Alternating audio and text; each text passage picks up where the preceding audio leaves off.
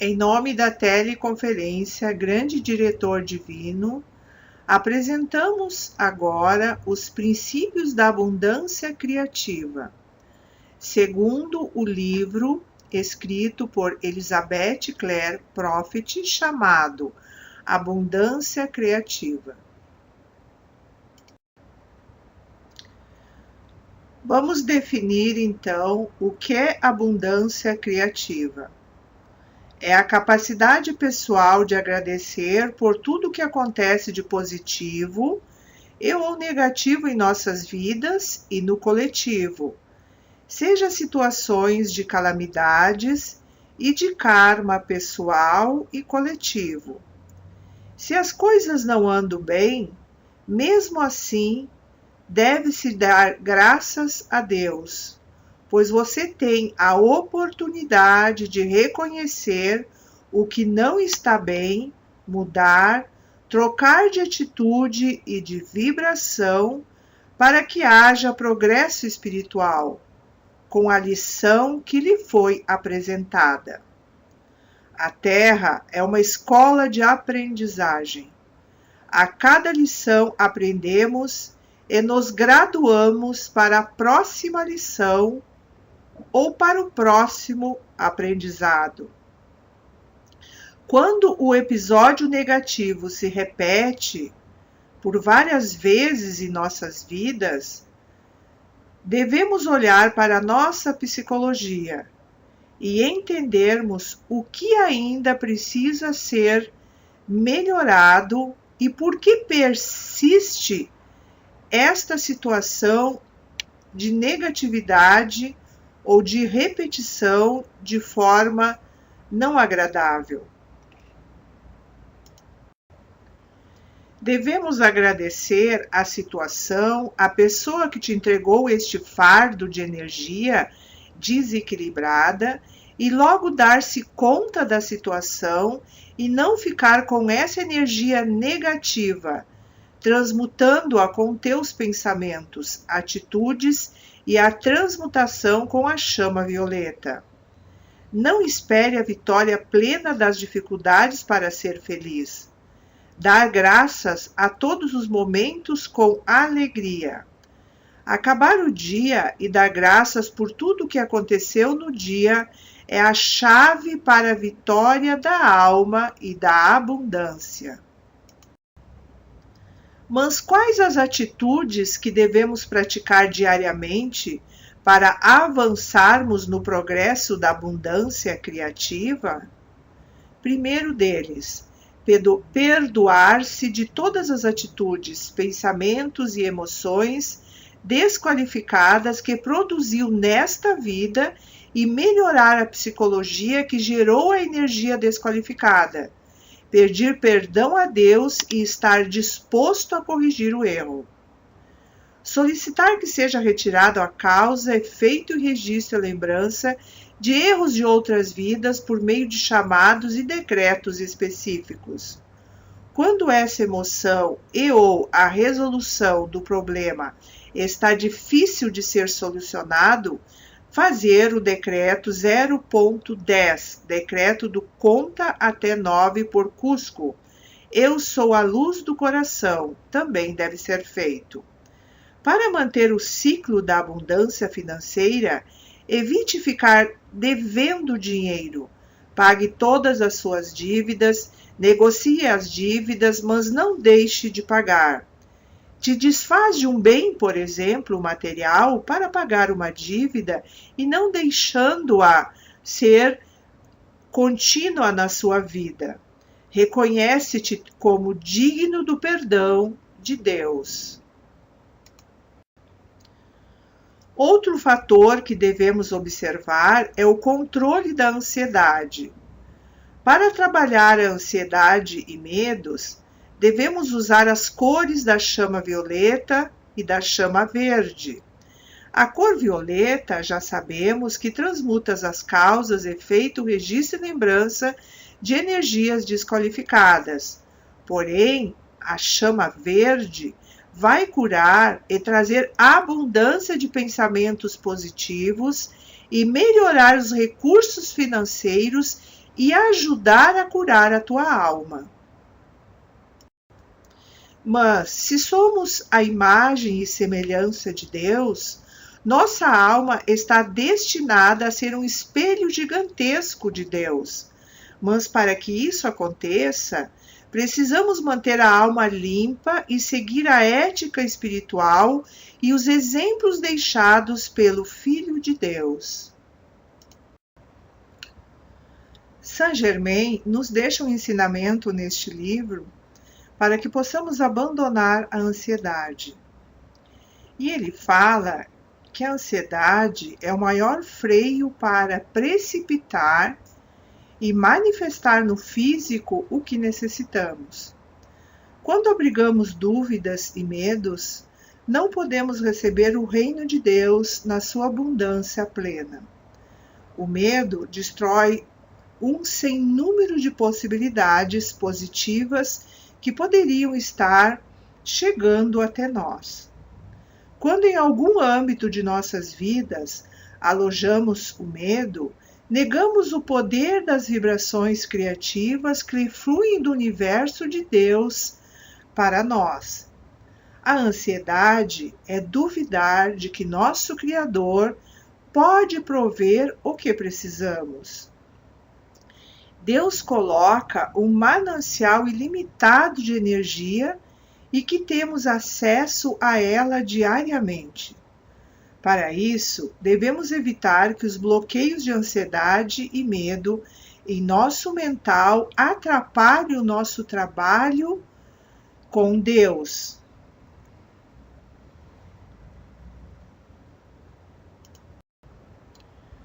Como o medo e a ansiedade são elementos importantes que nos impedem o fluxo da abundância, precisamos então trabalharmos a linha 2 e a linha 8 do relógio cósmico, no qual a linha 2 ela trabalha, entre outras questões, dúvidas e medos, e a linha 8 trabalha a ansiedade e os seus desdobramentos. A ansiedade ela pode te gerar mais raiva, ela pode te gerar frustração e ela pode gerar às vezes também injustiça. Quando mantemos a ansiedade, nós estamos numa vibração baixa. E isso já está descrito na literatura, além de toda a explicação que os mestres nos dão. Então, o autor David Hawkins, ele descreve no seu estudo que o medo e a ansiedade, ela tem uma frequência em hertz de 100, e o ideal é que nós pudéssemos vibrar com uma frequência minimamente acima de 200, no qual nós podemos verificar a neutralidade nessa vibração, o otimismo, que já está com uma frequência de 310. Então, o ideal é que nós possamos manter esta vibração de positividade com uma frequência elevada, no qual a fé vai nos ancorar este aumento de frequência. Falando um pouquinho mais dos efeitos da ansiedade, nós vamos encontrar como um desdobramento dela a irritação e a impaciência. Moria, no livro Irritação, o Fogo Destruidor, ele menciona que a irritação gera uma substância sutil no nosso corpo que ele chama de imperil. E essa substância, ela é extremamente nociva e que vai afetar os nossos órgãos físicos, principalmente o plexo solar, que é todo o aparelho digestório. Mas para vencermos a ansiedade, nós precisamos avivar a nossa fé. A fé, ela é um antídoto para o medo. A fé é a matriz e o padrão do que queremos manifestar. Se perdemos a fé e a visão, desmoronamos como um cimento e tijolo de uma casa que foi construída e, portanto, ela vai cair pela sua fragilidade. Ao necessitarmos de algo, nós devemos sempre colocar a fé. A fé é uma alquimia pessoal e aguarda na confiança de Deus. A maior prova para as pessoas é esperar que se cumpra a promessa do que foi pedido. Ou seja, muitas pessoas às vezes desejam ter algo de melhoria em suas vidas e aí começam a orar pedindo a Deus que isso se realize. Porém, o tempo de Deus não é o nosso tempo. Enquanto Deus está preparando isso para nós, essas pessoas perdem a paciência e se desvirtuam na fé. A maioria se desanima e desiste muito cedo antes que Deus responda às suas orações. Deve-se pedir com detalhes o que se deseja de abundância na tua vida, mas com prudência, no qual a vontade de Deus sempre deve ser feita.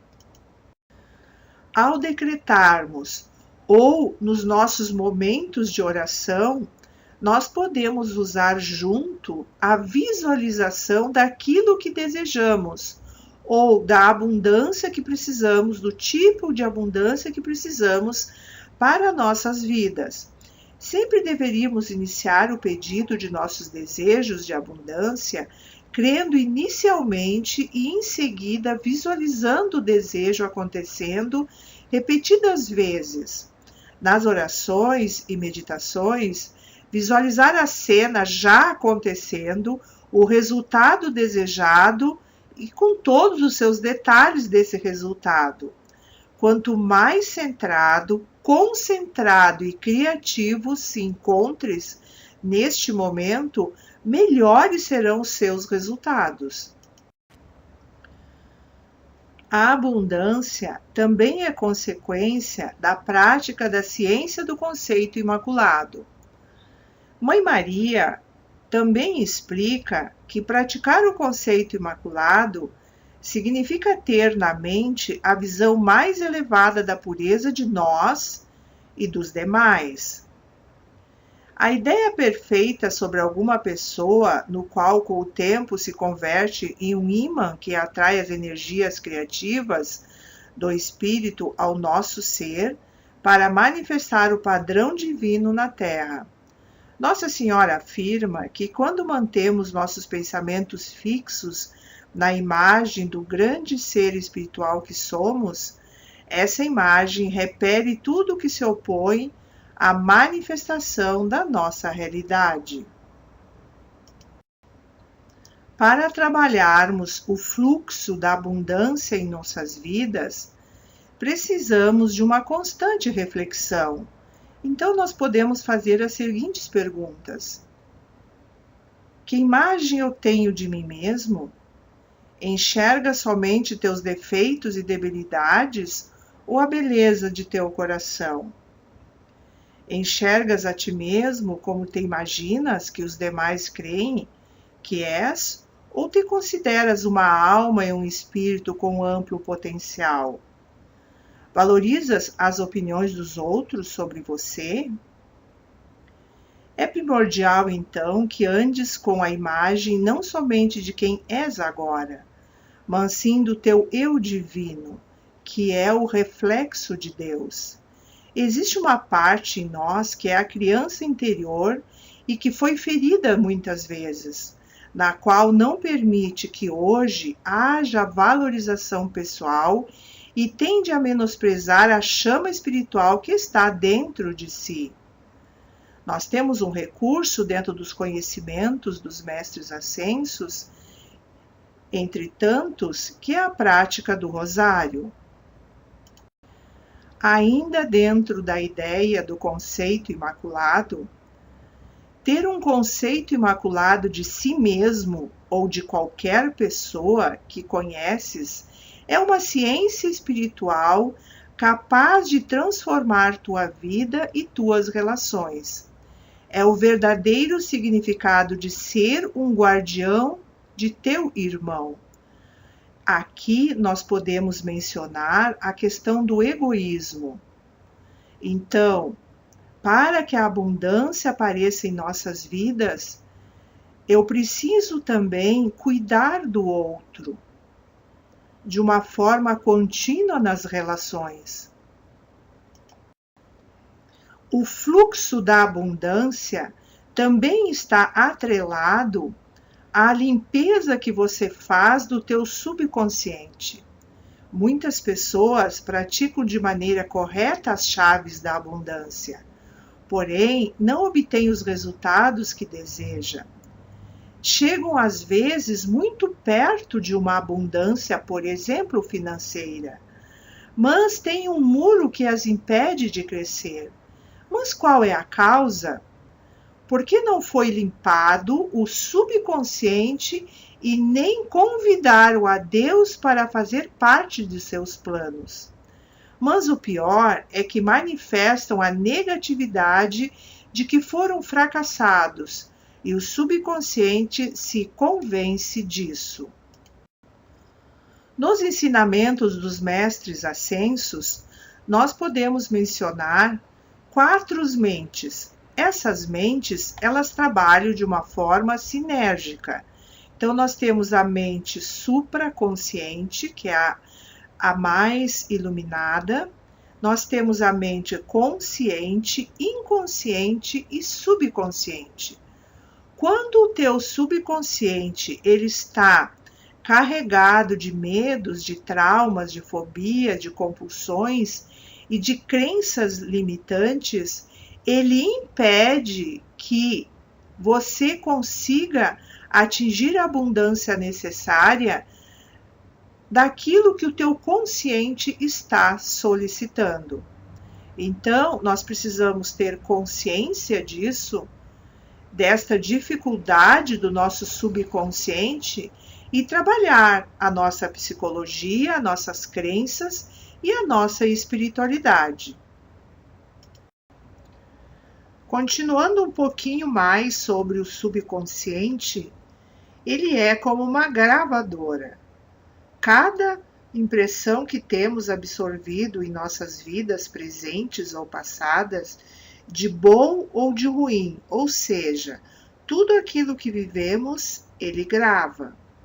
Os aspectos negativos são capazes de bloquear a nossa abundância ao nível de anular a sensação de abundância intrínseca da alma.